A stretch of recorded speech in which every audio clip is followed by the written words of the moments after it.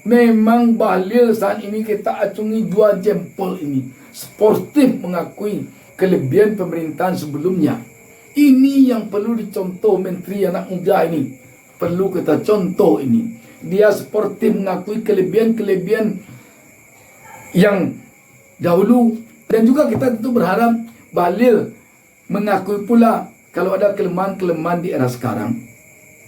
Sahabat BN, satu hal sekarang ini yang menyesakkan napas bangsa Indonesia adalah utang kita yang begitu besar, yang hampir 2 kali lipat di waktu ditinggalkan oleh SBY. Ini tentu kita harapkan dapat nanti utang ini bisa minimal menyamai ketika ditinggalkan SBY saja di saat kabinet sekarang ini berakhir.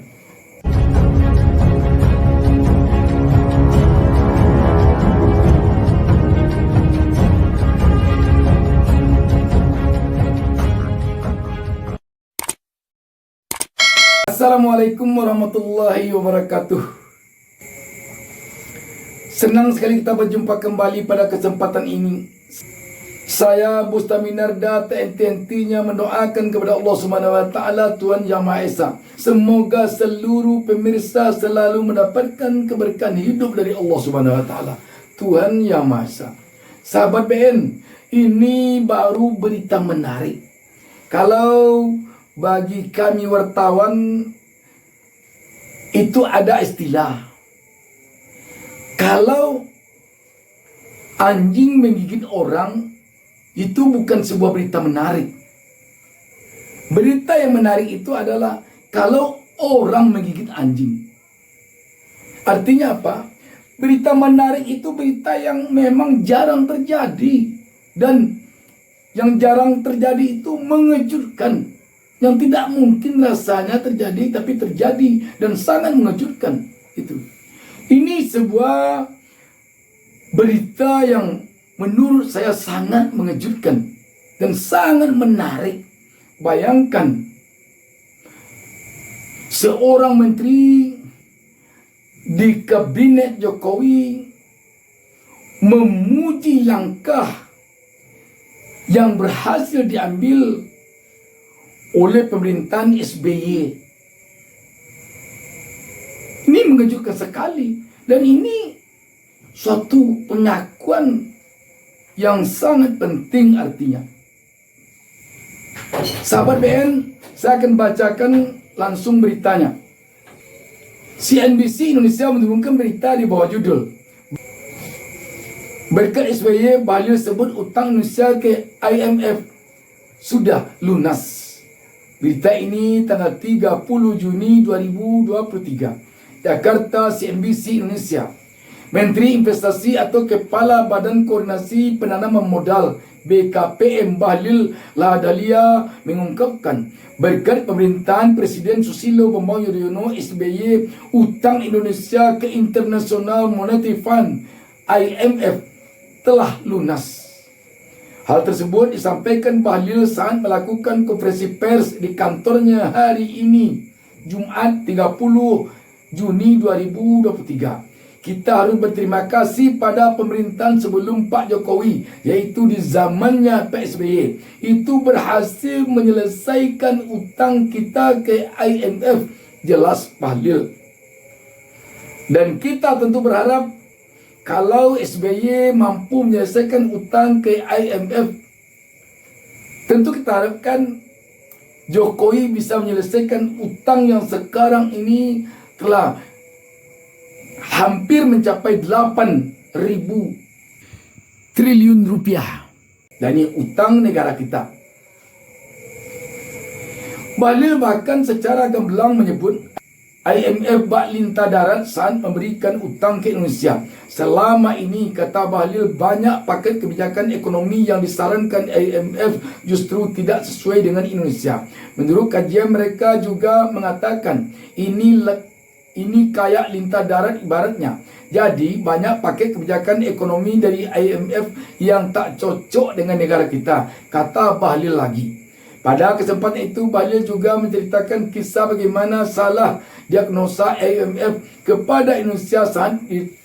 saat dilanda krisis moneter pada 1998. Saat krisis moneter 1998 tersebut, kata Bahlil, IMF merekomendasikan sejumlah kebijakan yang justru membawa dampak sangat besar terhadap perlambatan pertumbuhan ekonomi Indonesia.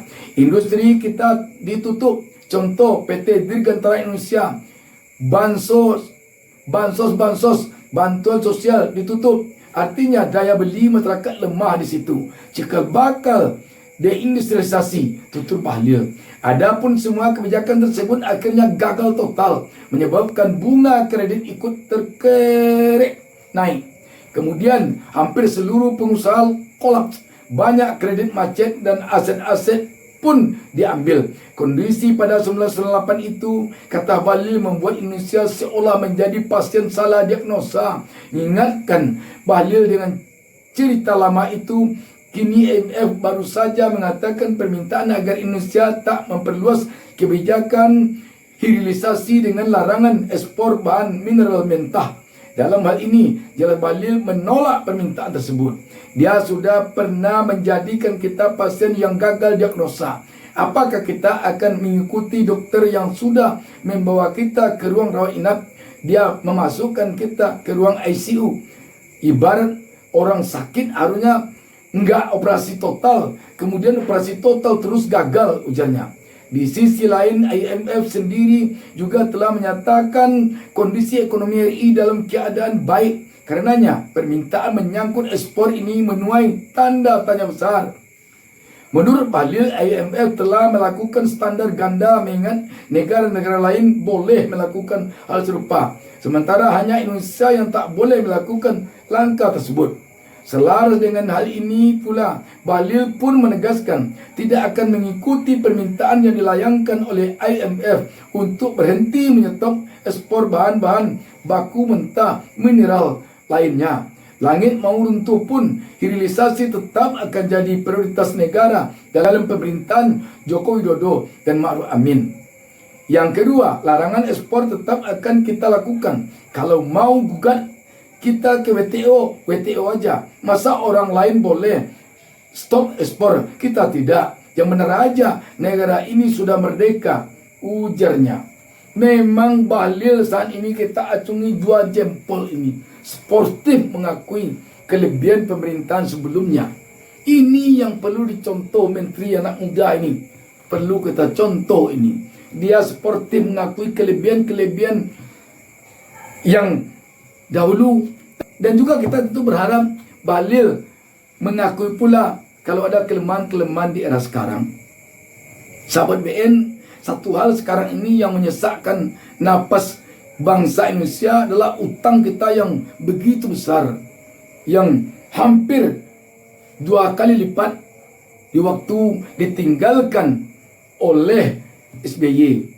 Ini tentu kita harapkan dapat nanti utang ini bisa minimal menyamai ketika ditinggalkan SBY saja di saat kabinet sekarang ini berakhir. Sekarang bayangkan hampir 2 kali lipat. Jadi sekali lagi,